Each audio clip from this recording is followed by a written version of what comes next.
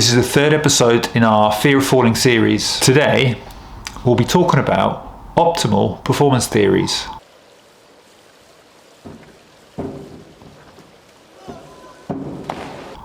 Why, you ask? So that we can create an understanding of how we grow as climbers and how we can use these theories to manage our fear of falling. We'll be looking at the learning zone model, the optimal performance theory, the individual zone of optimal functioning theory, and the catastrophe model. Sounds exciting, doesn't it?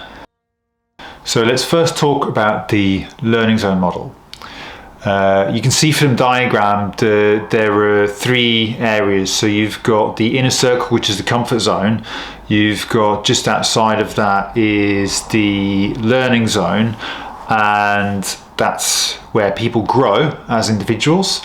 And then the outer circle, the red circle, is the panic zone, or kind of sometimes also referred to as the danger zone. So as climbers, when we operate in the comfort zone, things feel comfortable, boring, we feel kind of unchallenged. So when we think of the learning zone model, we want to be operating in the learning zone. And that's where things feel a little bit of there's a little bit of excitement there, but it's manageable.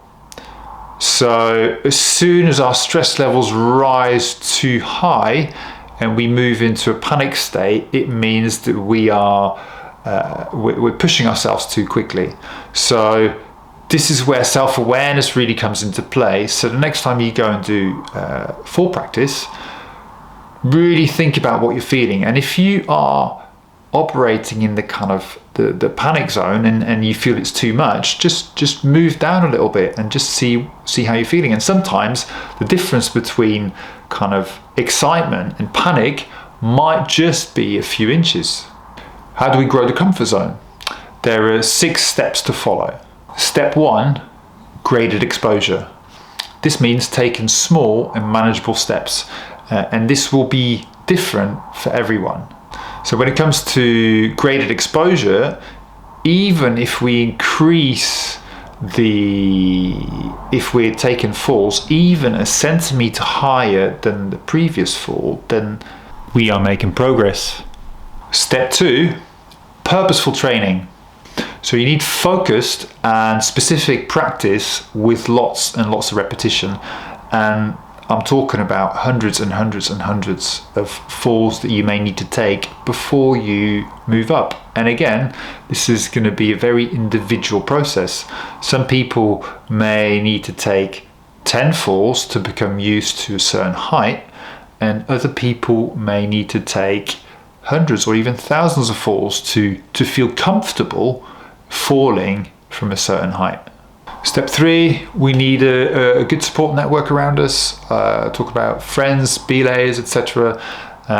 We need to be open with them so that they can support us in our journey to get more comfortable with falling and managing that fear of falling.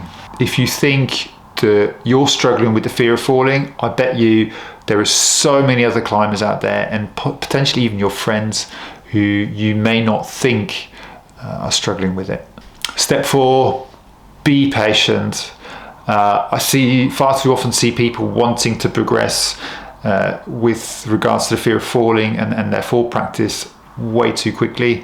And if I refer back to the previous step, or the step 2, is that when it comes to practicing and becoming comfortable with taking certain falls, I'm talking hundreds of falls, maybe thousands of falls to make progress or to feel comfortable with it. And again, this is going to be very down to the individual. So one person may progress faster, other person may progress a bit slower. So really referring back to the self-awareness and really kind of thinking about how you feel, so that you don't move to the next step until your stress levels are very low. Step 5, sometimes when it comes to full practice, it is always beneficial to sometimes take a few steps back. So if you're comfortable falling at a certain height, is take a few steps back before you increase the kind of falls again. And I say that because full practice can be mentally and emotionally very draining. So just by taking a few steps back, you're giving yourself a break, an emotional break, and that's maybe something you may need to be able to progress in either that session or your next session. Also be aware with regards to the learning zone model, if you operate in the panic zone and you try and push yourself through that kind of state of panic when it comes to full practice or the fear of falling, that might be enough to create similar feelings to small amount of trauma, which will set you back in your full practice. So if you are operating in a panic zone by doing full practice above a bolt, for example, and that is in your panic zone, take a few steps back, because if you keep operating there and pushing yourself through, then it might be very counterproductive in kind of managing the fear of falling. So the next 3 theories I'm going to talk about use a term called arousal. Now, it's not what you think.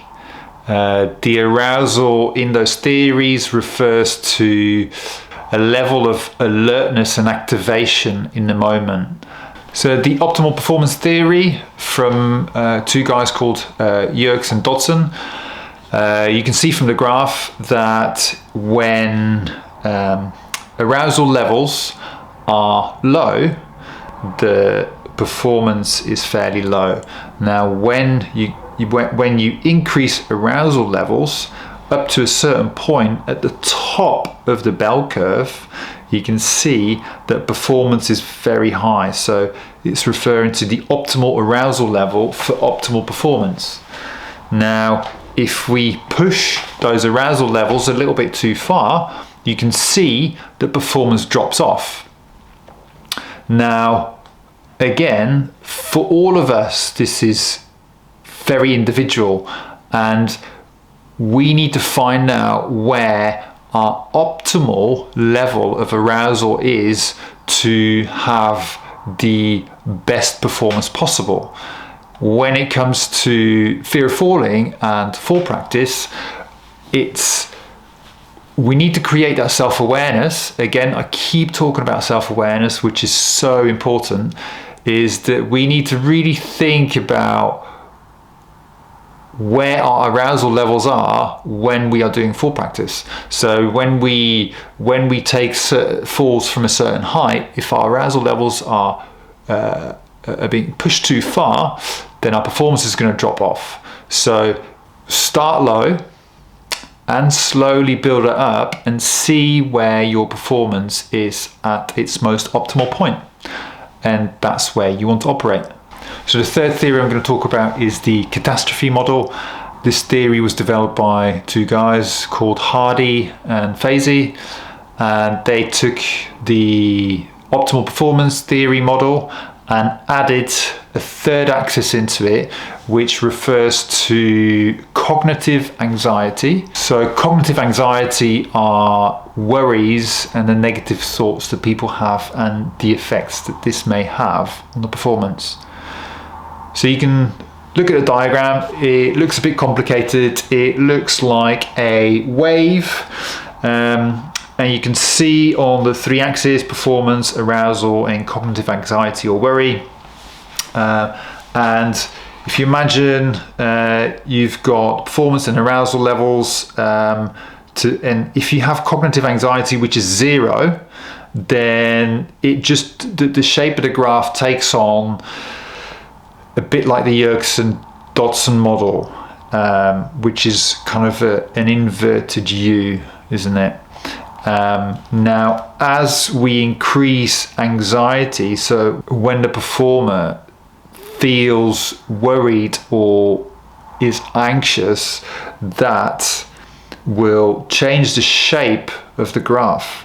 Now, what that means is that you can increase the arousal, which will increase performance up to a certain level.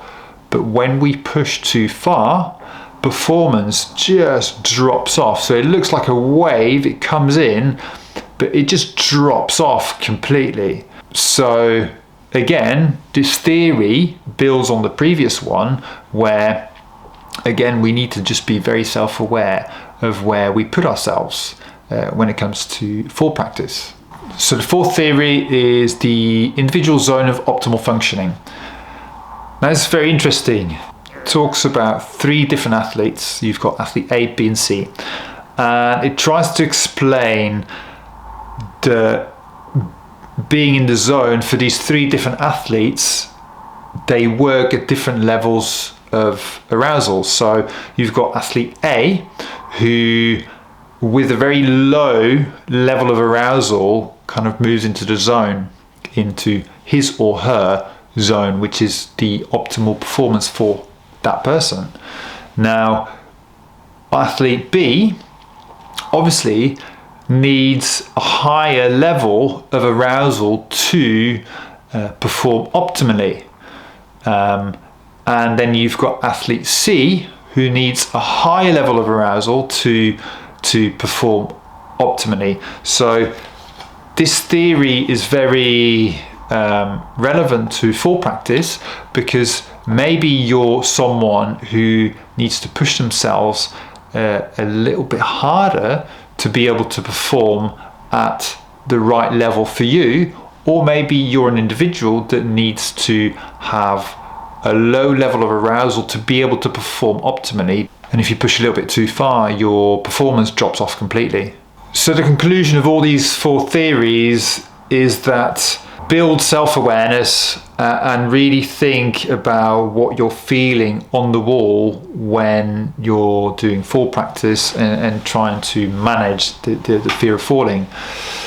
So start where it's very easy, start where you're not feeling any stress, and slowly build up the falls and within your fall practice. And that self-awareness will really help you kind of think about what it is that you're feeling, so that you can try and find that optimal zone for your personal performance. And again, I'm reiterating that this is so individual that you could have a group of friends, and if you're all doing fall practice, you're all going to be operating at different levels.